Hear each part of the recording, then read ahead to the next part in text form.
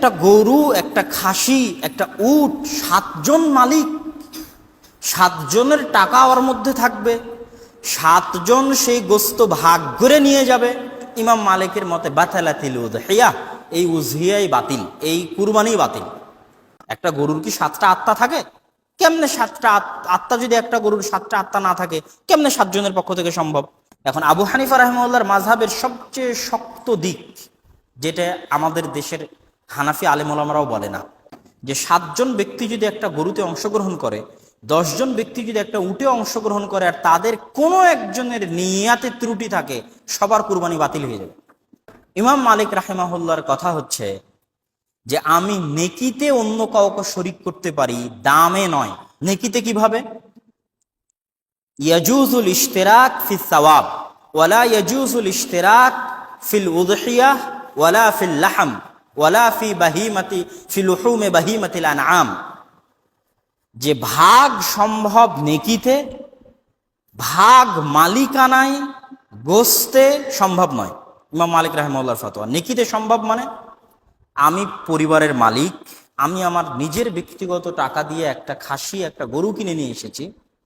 এখন আমি আমার টাকায়, আমার মালিকানায় একটা গরু, একটা খাসি কুরবানি করছি, কিন্তু এই গরু খাসি কুরবানির নেকিতে আমার পরিবারকে শরিক করছি। ইয়াজুজুল ইশতিরাক ফিস সাওয়াব, এই যে নেকিতে আমি তাদেরকে শরিক করছি, এটা জায়েজ। কিন্তু একটা গরু, একটা খাসি, একটা উট, 7 জন মালিক, 7 জনের টাকা ওর মধ্যে থাকবে, 7 জন সেই গোস্ত ভাগ করে নিয়ে যাবে। ইমাম মালিকের মতে বাতালাতিল উযহিয়া, এই উযহিয়াই বাতিল, এই কুরবানি বাতিল। এটা হচ্ছে ইমাম মালিক রাহিমাহুল্লাহর শক্ত ফতোয়া। কি জন্য ইমাম মালিক রাহিমাহুল্লাহর শক্ত ফতোয়া এটা? ইমাম মালিক রাহিমাহুল্লাহ মদিনাবাসীকে কোনোদিন এইভাবে ভাগে কুরবানি করতে দেখেননি, যেটার স্পষ্ট প্রমাণ মুয়াত্তা মালিকে যখন উনি উযহিয়া অধ্যায়ে আলোচনা করেছেন, সেখানেও আলোচনা করেছে। এবং আরো কিছু স্পষ্ট প্রমাণ পাওয়া যায় আব্দুল্লাহ বিন ওমর রাদিয়াল্লাহু তাআলা আনহুর পক্ষ থেকে।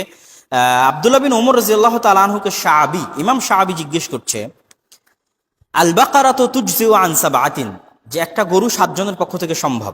তখন ইবনে ওমর শাআবীকে বলছে, ইয়া শাআবী, আওয়ালাহা সাবআতু আনফুস, একটা গরুর কি 7টা আত্মা থাকে? কেমনে 7টা আত্মা? যদি একটা গরুর 7টা আত্মা না থাকে, কেমনে 7 জনের পক্ষ থেকে সম্ভব? তখন শাআবী বলছে যে অমুক অমুক অমুক অমুক হাদিস, এটা হাদিস। তখন ইবনে ওমর রাদিয়াল্লাহু তাআলা বলছেন, এটা আমার জানা ছিল না, যে এইভাবে মানুষ 7 ভাগে কুরবানি করবে, এটা আমার জানা ছিল না। ইবনে ওমর রাদিয়াল্লাহু তাআলা জানতেন না যে 7 ভাগে কুরবানি মানুষ এইভাবে করবে। ইবনুল মুসাইয়িব, মদিনার বিখ্যাত তাবেঈ, তিনি কি বলছেন, মা কুন্না না'রিফু ইল্লা যাকা হাত্তা খালাতানা আহলুল ইরাক ফাদাহহু আন কুল্লি ওয়াহিদিন বিশাতিন ওয়া কানা আহলুল বাইতি ইয়াদহুনা বিশাত। যে আমরা মদিনাবাসীরা যে একটা গরুতে 7 জন কুরবানি হবে বা একটা উটে 10 জন কুরবানি হবে, এটা আমাদের মধ্যে ছিল না। যতক্ষণ না আমরা কুফাবাসীর সাথে মিশ্রিত হয়েছি, কুফাবাসীর সাথে আমাদের সংমিশ্রণ ঘটেছে, ততক্ষণ আমরা এই আমল সম্পর্কে আমাদের জানা ছিল না। তো যেহেতু ইমাম মালিক মদিনার মানুষ, মদিনায় উনি এই আমল দেখেননি, এবং মদিনা এবং মক্কায় এই আমলের ব্যাপক প্রচলন ছিল না। যেটা আবু আইয়ুব আল আনসারী রাদিয়াল্লাহু তাআলা আনহুর হাদিসেও স্পষ্ট হয়, যে আবু আইয়ুব আল আনসারী রাদিয়াল্লাহু তাআলা আনহুর হাদিসে তাকে জিজ্ঞেস করা হচ্ছে যে কাইফা কানাতুল উযহিয়া ফি আহদি রাসূলিল্লাহ সাল্লাল্লাহু আলাইহি ওয়াসাল্লাম, আল্লাহ রাসূলের যুগে কুরবানি কেমন ছিল? তিনি বলছেন, আল্লাহ রাসূলের যুগে কুরবানি ছিল এক পরিবারের পক্ষ থেকে একটা কুরবানি। বর্তমানে আমরা যেটা দেখছি, এটা তো আমাদের রাসূল সাল্লাল্লাহু আলাইহি সাল্লামের যুগে ছিল না। পরবর্তীতে যখন মানুষ কুরবানি নিয়ে প্রতিযোগিতা করা শুরু করলো, তখন মানুষের মধ্যে এটা চলে আসলো। তো ইমাম মালিক রাহিমাহুল্লাহর মাযহাবের খোলাসা হচ্ছে, নেকিতে শরিক সম্ভব, মালিক এবং গোস্তে শরিক সম্ভব নয়, উযহিয়া বাতিল হয়ে যাবে। আবু হানিফা রাহিমাহুল্লাহর কি মত? আবু হানিফা রাহিমাহুল্লাহর মত হচ্ছে, একটা খাসি একজন ব্যক্তির পক্ষ থেকে সম্ভব, ওখানে পরিবার অংশগ্রহণ করতে পারবে না। একটা গরু 7 জন ব্যক্তির পক্ষ থেকে সম্ভব, ওখানেও পরিবার অংশগ্রহণ করতে পারবে না। একটা উট 10 জন ব্যক্তির পক্ষ থেকে সম্ভব, ওখানেও পরিবার অংশগ্রহণ করতে পারবে না। লা তাহতামিলুত তাজজিয়া, উজজিয়াকে কুরবানিকে ভাগ করা সম্ভব নয়, তবে যতটুকুর অনুমতি রাসূল সাল্লাল্লাহু আলাইহি ওয়াসাল্লামের পক্ষ থেকে পাওয়া যায়।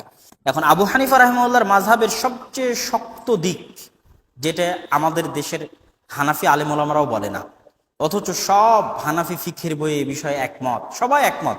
যে কোনো হানাফি আলেমকে জিজ্ঞেস করলে আপনি এটার অ্যান্সার পাবেন। সেটা কি?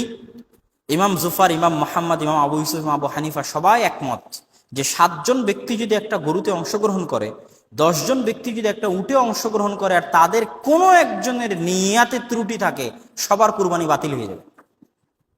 এটা আবু হানিফা রাহিমাহুল্লাহর মাসাব। শাফিঈ রাহিমাহুল্লাহ সবচেয়ে উদার কুরবানির মাসালায়। ইমাম শাফিঈ রাহিমাহুল্লাহ যে সবচেয়ে উদার, তোমরা ওই কুরবানি উটেও ভাগ দাও, গরুতেও ভাগ দাও, পরিবারও অংশগ্রহণ করো, তারপরে খাসিতেও পরিবার অংশগ্রহণ করো, নিয়াত এক হোক নিয়াত আলাদা হোক, কোনো সমস্যা নাই। শাফিঈ রাহিমাহুল্লাহ হচ্ছে কুরবানির মাসালায় সবচেয়ে উদার, যেটার আমল আমরা বর্তমান সমাজে দেখতে পাচ্ছি। তো আবু হানিফা রাহিমাহুল্লাহর মত হচ্ছে, যেটা আপনাদের সবার মনে রাখতে হবে, এবং যারা হানাফি মাযহাবের ভাই বোন তাদেরকেও মনে রাখতে হবে, যে যদি তারা সত্যি হানাফি মাযহাবের অনুসারী হয়, তাহলে এই কথা তাদের মনে রাখা জরুরি, যে আমরা যদি 7 জন একটা গরুতে অংশগ্রহণ করি, 10 জন একটা উটে অংশগ্রহণ করি, কোনো একজনের নিয়াতে যদি ত্রুটি থাকে, বাতালাতিল উযহিয়াহ, পরিপূর্ণ কুরবানি বাতিল বলে গণ্য হবে।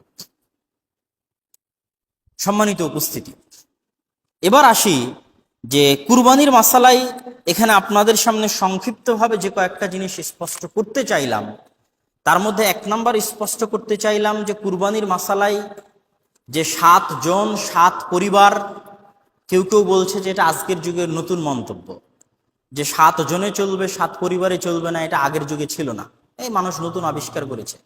আগের যুগ থেকে এই বিতর্ক চলে এসেছে, যেটা আমি আবু হানিফা রাহিমাহুল্লাহর মাযহাব আপনাদের সামনে পেশ করলাম। এমনকি সৌদি যে ফতোয়া বোর্ড আছে, এই সৌদি ফতোয়া বোর্ডেরও একবারের ফতোয়া এরকম ছিল যে 7 ব্যক্তির পক্ষ থেকে ভাগ সম্ভব, কিন্তু 7 পরিবারের পক্ষ থেকে ভাগ সম্ভব নয়। মোহাম্মদ বিন ইব্রাহিম তিনি যখন প্রধান গ্র্যান্ড মুফতি ছিলেন, তখন তিনি এই ফতোয়াটা তার পক্ষ থেকে প্রদান করা হয়েছিল। এই ফতোয়াটা অনেকেই শেয়ার করতে চায় না বা অনেকেই বলতে চায় না। তো এই ফতোয়াটা আপনাদের জেনে রাখা দরকার, যে সৌদি আরবের ফতোয়া বোর্ডের পক্ষ থেকে এরকম ফতোয়া ছিল যে 7 ব্যক্তির পক্ষ থেকে ভাগ সম্ভব, কিন্তু 7 পরিবারের পক্ষ থেকে ভাগ সম্ভব নয়। তো সব মিলিয়ে ভাগে কুরবানির বিষয়ে যদি আমরা জায়েজ বলি, বহু আলেম ওলামা জায়েজ বলেছে, ইমাম শাফিঈ রাহিমাহুল্লাহ জায়েজ বলেছে, আবু হানিফার ইমাম মালিক রাহিমাহুল্লাহর দলিল, তাদের মাযহাবের অবস্থান, সেটা আপনাদের সামনে পেশ করলাম। আমরা যদি জায়েজ বলিও, তবুও আমাদেরকে এটা মনে রাখতে হবে যে ইমাম মালিক রাহিমাহুল্লাহ, যেখানে উনি একটা পরিবার একটা খাসিতে অংশগ্রহণ করতে পারবে, এই মন্তব্য পেশ করার পরও ইমাম মালিক রাহিমাহুল্লাহ বলছে এটাই উত্তম যে পরিবারের প্রত্যেক সদস্য নিজের নিজের পক্ষ থেকে আলাদা কুরবানি দেবে। যেমন আমি আমার আব্বার সাথে আছি, ইমাম মালিক রাহিমাহুল্লাহর কথা অনুযায়ী আমার একটা আলাদা কুরবানি দেওয়া উচিত, আমার পিতার একটা আলাদা কুরবানি দেওয়া উচিত, আমার দাদার একটা আলাদা কুরবানি দেওয়া উচিত, আমার মায়ের একটা আলাদা কুরবানি দেওয়া উচিত। এটা ইমাম মালিক রাহিমাহুল্লাহ নিজে বলছে, যদিও উনি একটা খাসিতে পুরো পরিবার অংশগ্রহণের পক্ষে, তারপরেও উনি বলছেন এটা উত্তম যে পরিবারের সদস্যরাও প্রত্যেকে, যাদের সামর্থ্য আছে, যাদের টাকা পয়সা আছে, তারা হয়তো এক পাতিলেই খায়, এক বাড়িতেই উঠা বসা করে, তাদের প্রত্যেকের উচিত নিজের নিজের পক্ষ থেকে আলাদা আলাদা কুরবানি দেওয়া। এই জন্য যে এটাই হচ্ছে আসল কুরবানির ইবাদতের, এটাই হচ্ছে প্রথম অবস্থা, এটাই হচ্ছে মূল এবং প্রকৃত অবস্থা। তো যদি আমরা 7 ভাগে কুরবানি দিও, সেক্ষেত্রেও আমাদের এটা মাথায় রাখতে হবে যে আমরা যেন সর্বোচ্চ পর্যায়ের চেষ্টা করি যে শুধু পুরো পরিবারের পক্ষ থেকে একটা নয়, বরং পরিবারের সদস্যরাও যদি সামর্থ্য থাকে, তাহলে সবাই আলাদা আলাদা কুরবানি দিবে। এইটা পূর্ণ একটা কুরবানি দিয়ে আমরা আল্লাহ সুবহানাহু ওয়া তাআলার নৈকট্য, আল্লাহ সুবহানাহু ওয়া তাআলার ইবাদাহ হিসেবে আমরা এই ইবাদতটি পালন করছি। আর এটাও আমাদের মাথায় রাখতে হবে যে সাহাবীদের যুগে, রাসূল সাল্লাল্লাহু আলাইহি ওয়াসাল্লামের যুগে এইভাবে 7 ভাগে কুরবানি দেওয়ার প্রচলন তাদের যুগে ছিল না।